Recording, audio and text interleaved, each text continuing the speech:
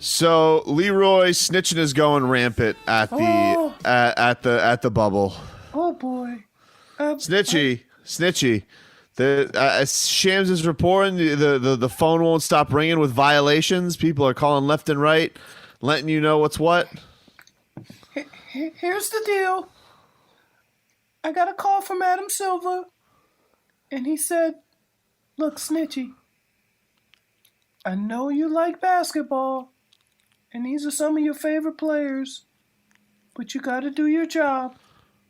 And so, when I see a tall fella sneaking out to go pick up Postmates, got to report it. I don't want to. But then I thought to myself, it's food, not an ass model." At least, is ass model the top violation? If you're tearing up, what you would be most upset, or Adam Silver would be most upset about for violations in the bubble? Well, I mean, I didn't think it would be about food. Because, I mean, they have plenty of food to eat. Now, I will say this. Of all the guys I knew I had to keep an extra eye on, your guy was one of them. He was on my list. Who? Beasley. Oh, I was so bummed when I saw Beasley got the Rona. And you know who else I'm going to keep an eye on? J.R. Smith. Oh, well, apparently there was a snitch line that came in on one of our guys on the Heat. I was not. Yep. Yeah, but relative to who it is, that's what he would get snitched on for. This is Chris Haynes. He was on TNT last night, and apparently one certain Heat player got a complaint during his time in quarantine. Let's get that sound. Well, last week during the quarantine period, the hotel that the Miami Heat were staying at, a security guard received a complaint of disturbance. There was a loud thumping going on.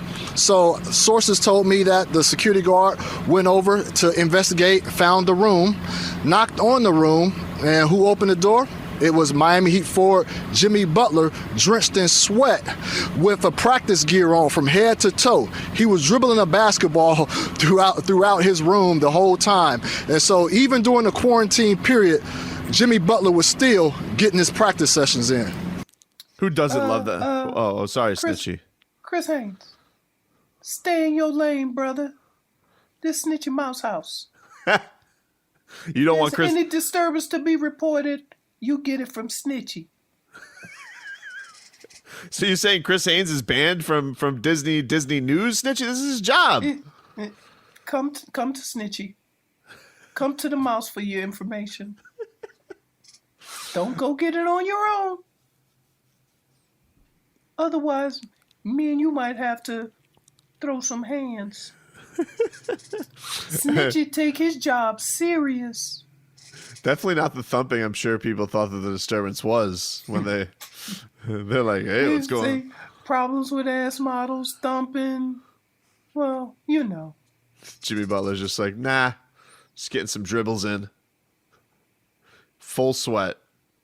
Who doesn't love that dripping in Heat culture? No. Come on, dude. Dribbling a basketball in a hotel room. Like, look. Nah. Not for nothing. Not for nothing. He's getting work in. He's doing work. Not for nothing. He's doing work. Okay. These are the things that get you going. Oh. And I'm like, you look, when he played their first game, how many times are they going to mention this story?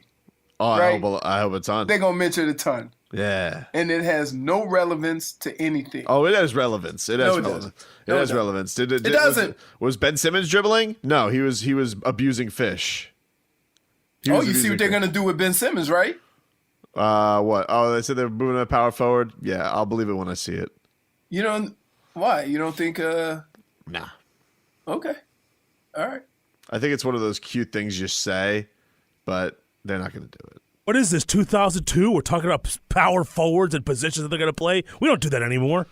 If you're putting him at power forward, the only excuse is because you're like, yeah, I guess, we're finally not going to put the pressure of him shooting threes on him.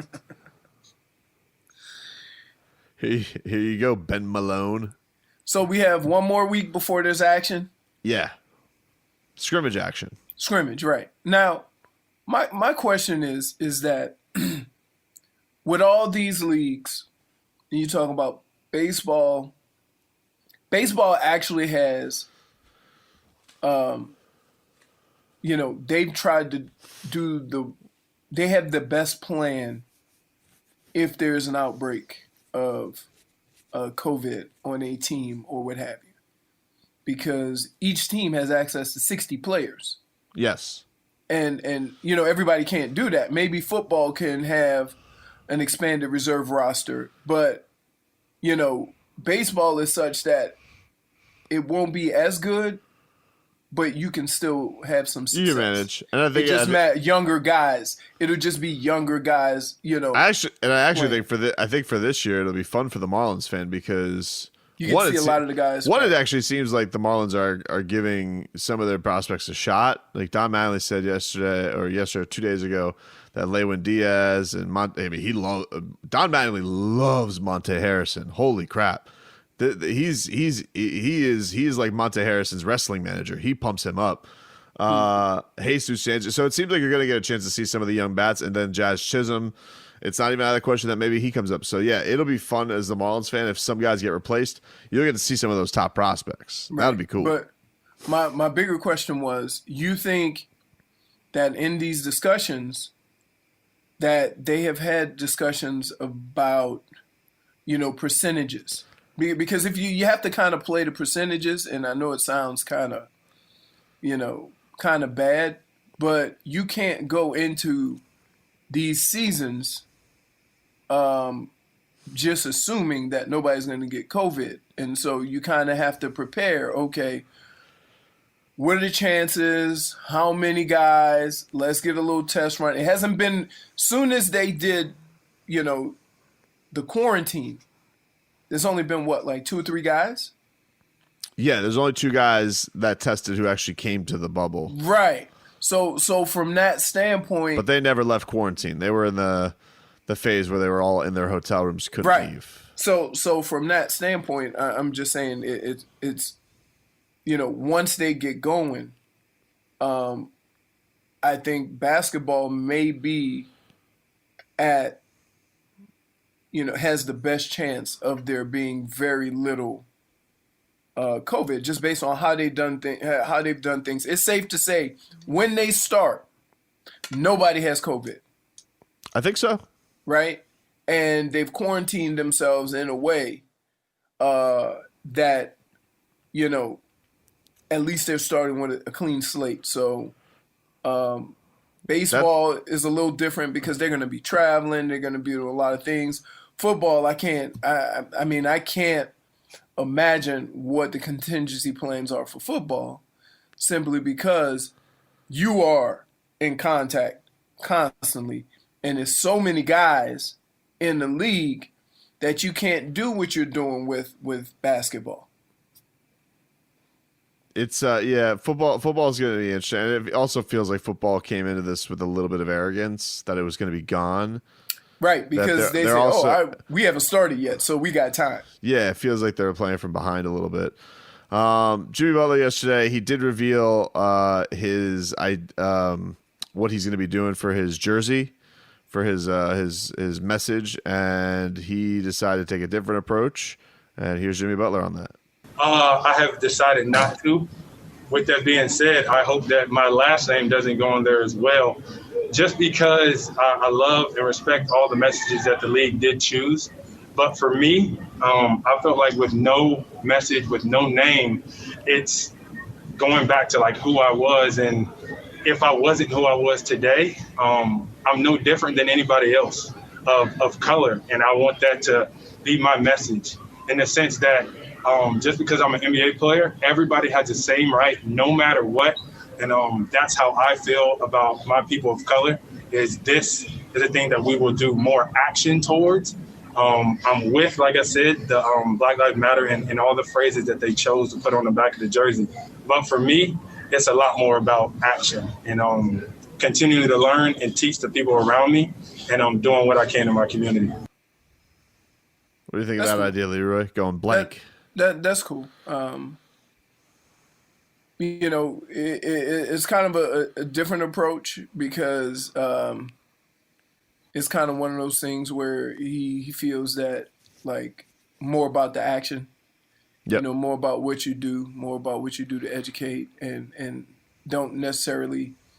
He doesn't want anybody looking at that name on the back of the jersey and kind of implying, oh, but you're an NBA basketball guy. One of the things they like to throw in an athlete's face is, oh, you're a millionaire, it doesn't matter. Oh, Right. you have all this money, you've made millions and millions of dollars, that these situations don't present themselves to you. And maybe that's the point that he's trying to make, is that, hey man, look, it don't matter what your status is in life. This is an issue for all people of color. So it don't matter. They don't see how much money you have when they pull you over. They might be able to look at the car or something like that. But, yeah. Well, I think he's supposed to get that part approved. I mean, about him not wearing his last name on his jersey.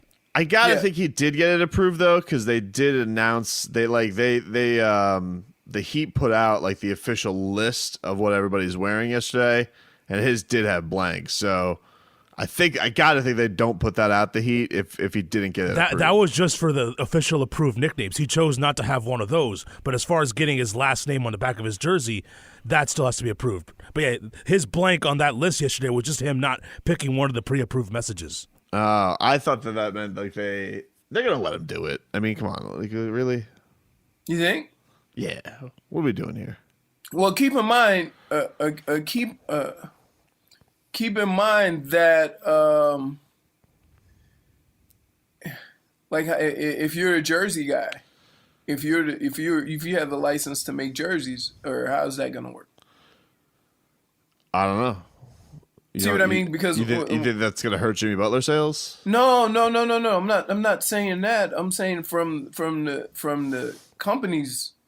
What if they say, hey, no, man, you got to have something back there. We need to sell something. Nah, I don't know.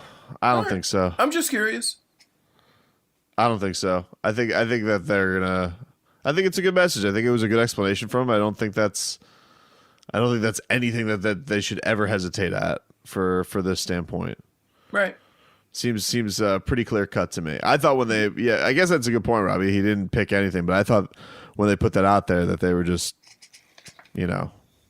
going to. I thought that meant they approved just letting him wear nothing, which they should. So the Heat yesterday, they continue their practice in the bubble. I saw Derrick Jones Jr. spoke to me yesterday. It was good to see DJJ talking to folks because he had the Rona. But I think he said it wasn't too serious for him. He just had to get cleared and whatnot. He was putting the feels up, though, Leroy. He's like, I don't want to play anywhere else other than the Miami Heat. Well, I could see how somebody could, like, once you're in, dude, you want to be in. And it sucks because I know. everybody who's gotten traded still feels the same way they do about the Heat, that they wish they hadn't been traded. There's nobody who's left. Has there been anybody who's left the Heat and said, they did me wrong? Nah, I don't think so. I mean, even the guys the only guy that I would say is your boy, Hassan. But even Hassan was upset. Remember, Hassan got upset at the game because we were chanting, we got shooters. He goes, I don't know. I love my teammates. I don't know why they were thinking I was taking shots at my teammates, because you were. I think that was like the only mope win. The only guy I could really think of really took a shot at the Heat on the way out was Shaq. Right. Shaq was pretty nasty when he left the Heat. Oh yeah, I got no Ricky Davis and Chris Quinn here. Yeah. He was his breakup was no bueno. But Derrick Jones Jr., I mean, look, it's gonna be interesting what his situation is gonna be, because he has made great leaps. He has been a great system been a great part of the Heat's defensive system this year. Dude can jump out of the building. He won the slam dunk contest, rightfully so. Not like that crybaby Aaron Gordon. But I just got a feeling like someone's going to offer him something this year. I don't think it's going to be a monster contract, but I do think there's been a lot of ties to Cleveland. Like somebody's going to take a chance on the talent and that body on top of the development he's made here. And I don't think the Heat are going to find themselves in a position like they did with Tyler Johnson where they're going to be like, all right, we got to do everything we can to keep him. I don't think that's the case. Plus, you have the whole thing with KZ Okpala. Did you hear Spo talk about him yesterday? They love him. Bro. KZ Okpala apparently is in the Bain lab. Robbie, you got Spo on Okpala? And I'm not even really in the evaluation mode right now, although I am really encouraged. He looks different. He's put on 10, 12 pounds. He's physically changed his body, and that'll continue to happen. He's learning the game, but he's learning how to compete and do things at a more intense level with detail, and I like it. Woo! KZ Okpala. Really? Leroy. What? 10 to 12 pounds. You know who can't put on 10 to 12 pounds? Who? Derrick Jones Jr. It's possible. Physically Oh my impossible. goodness. He's so skinny. He couldn't put 10, 12 pounds on if you strapped a 10-pound weight to him. He would just drop weight immediately. His body would be like, there's too much weight here. We need to lose some. But you know who could gain 10 to 12 pounds? Oh. Deion Waiters. Well, yeah. Not the same, I know. Even Deion Waiters was showering Riley with love on the way out in the Players Tribune. Right. Like they all say, hey, it's on me. Well, I know a person who didn't do this publicly, but much later took some shots at the Heat on his way out, Dwayne Wade. Nah, why? He didn't do it initially, but he did it with his documentary. Yes. He was mad at Riley. He still loves the Heat. It was you got a whole weekend, Robbie. He did. And but he did weekend. He did find room in this documentary to take some shots at Pat Riley. Come on. Do you think that Derrick Jones Jr. Do you think he gets jealous looking at KZ Okpala in the weight room and he goes, "Mother bleeper"? No, I don't think so. Because he's like, "Oh, you're gonna do the thing. You're gonna be the big stretch defender, KZ." It's one of the few teams where the first thing they teach you is it's about the team. It's not about individual accolades, right? And they all carry that. Well, I understand, but there's got like there wasn't a part of you ever like you I think you've said this when they drafted the dude who was supposed to replace you, Tommy Vardell. Yeah, and that dude was a bum, and you knew he was a bum. Well, it wasn't that. It was sometimes when you draft a position high enough, you're basically saying the guy we have isn't good enough. Right? For example, if you have a quarterback and then you draft a quarterback in top 5, what are you saying about the quarterback you have? So that's how I took it. I didn't take it as he wasn't any good or whatever. I just took it as maybe I didn't do something right, that they felt that they needed to go get another guy. So that's where I was with that. I don't know, man. It's one of these things where the Heat have the situation. They have a lot of guys in this team that they like, with Derrick Jones, Myers Leonard, Jay Crowder, I think has made a really big early impression. Goran, obviously, I think Goran's priority, probably number one of the guys you want to bring back, right? Yeah. I mean, Hammer. He's not big money. No, he's like, I think they're gonna give him the fat 1 year, like the fat 1 year deal. That's the move with Gogi. Because someone's gonna like Goran Dragic has been, he's a 6 man of the year candidate. He's been amazing this year. True. Myers Leonard's gonna be an interesting one because he's a center. Team wise, he's a stretch guy. Yeah, he fits with Jimmy and Bam, but he's not a stats guy. Right. So I don't know. They got tough, and I think the Heat. I think Riley wants to go big game hunting. I don't think he wants to look at this and say. That's why he put the whole expectations of no. We're going to talk about what your championship expectations are this year, because Riles is playing for keeps. He's not playing for good anymore. He did that. He played that game. I don't think he's going to be in this situation where he's going to feel handcuffed. There's a lot of stuff that's still up in the air because, quite frankly, we don't even know what the salary cap's going to be. We don't even know. Could plummet, Leroy. For God's It's sake. going to. What if they don't have fans next year? It has to. What if they don't have It fans? has to plummet. Yeah, Which is crazy. I don't know how. Like all these teams that spend all this big money for these players in any sport, if the salary cap drops substantially, then what? I mean, but what? I get you. But like, how could we ever picture a situation where fans were never going to be allowed to go to games? It still has nothing to do with the salary cap. The salary cap is what the salary cap is. No, salary cap is based on your revenue. No, I understand that, but what I'm saying is what is this going to do for all these teams that sign these max deals? Well, they can have them because they're signed to deals, but the cap can go way down. I think what they're probably gonna they might have to do something like, I don't know. Maybe they have to change. Maybe they have to change some of the guys that do. If it gets so dramatic because the money gets different, they either I don't know. Maybe they would either have to obliterate the cap or have some guys in your team not count for the cap. You know what I would do? What? I would do the old who's the baseball player still getting paid? Bobby Bonilla. They have that. They have the stretch provision. Yeah, but you got to be allowed to. The Heat are using that right now with Ryan Anderson. But you have to be able to do it with more players to kind of ease the. They're gonna have to do something dramatic. It feels like because you're gonna have a hard time telling the max guys that they can't get the max money that they've already signed contracts to.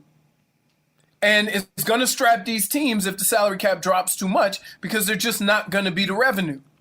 Right, and it could virtually make it impossible for like Giannis to leave. Right? Exactly. So, which might be a good thing for Milwaukee. It could be a good thing for Milwaukee because they don't lose him. But for the Heat, who are like, this is bull crap, and maybe for Giannis, because what if Giannis isn't happy in Milwaukee and he wants to go? Yeah, true. Weird. Let's hear a little bit from Jimmy Butler yesterday. Jimmy Butler spoke to the media for the first time in a while. He believes in the team chemistry, Leroy, that the Heat have on the roster. Everybody like each other. They're going to handle the bubble well. We got a great group of guys. Some young guys, middle of the pack guys, some older guys that just love to be around one another. And I mean that.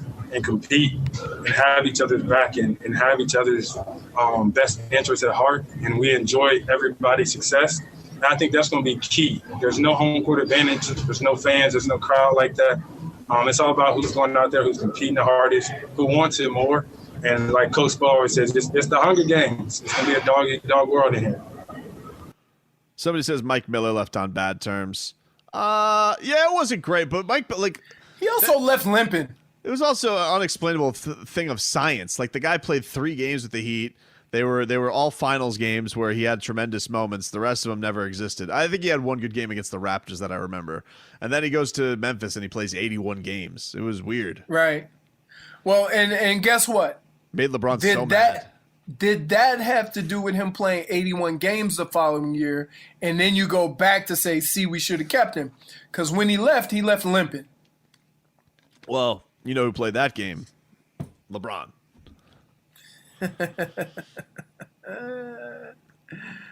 That was his ace in the hole. Oh, I can't believe they amnestied Mike Miller. I'm going to Cleveland. Miller. Mike, join me in Cleveland. I'll play you. Never played him in Cleveland.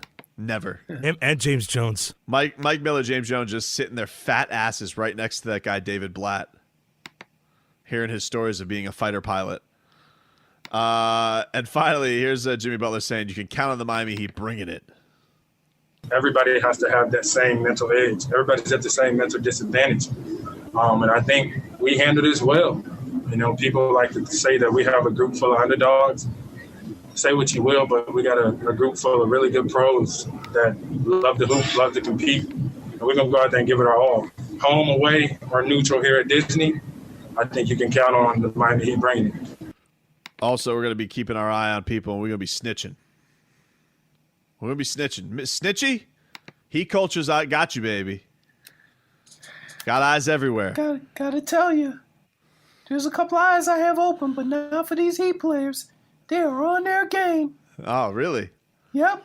Only problem I have with Jimmy is too much basketball.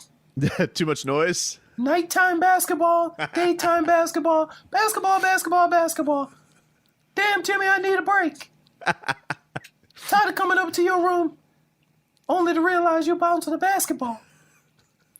At least he's not with an ass model.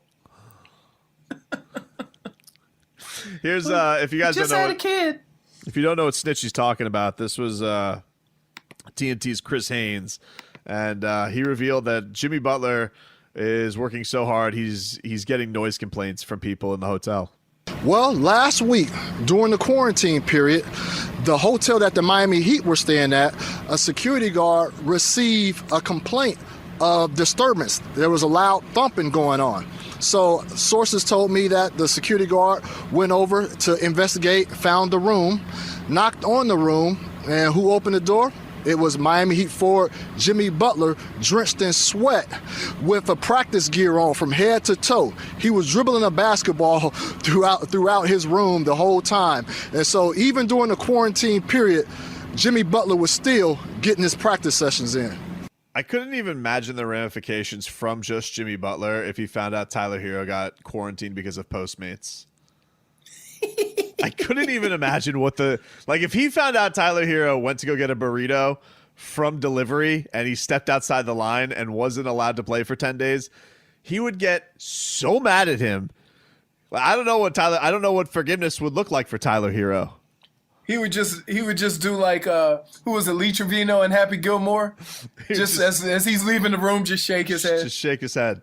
He would never hear the end of it. He's like, you don't think we could get you burritos delivered here? You don't think I could make that happen? I can't, but it's just funny. Like I don't mean to paint a brush, but it's funny that happens to the Sacramento Kings, and the Heat's noise complaint is Jimmy Butler's working too hard. That's your tale of violations. Jimmy Butler's making too much noise, working hard. Sacramento Kings broke quarantine for a burrito. Unbelievable.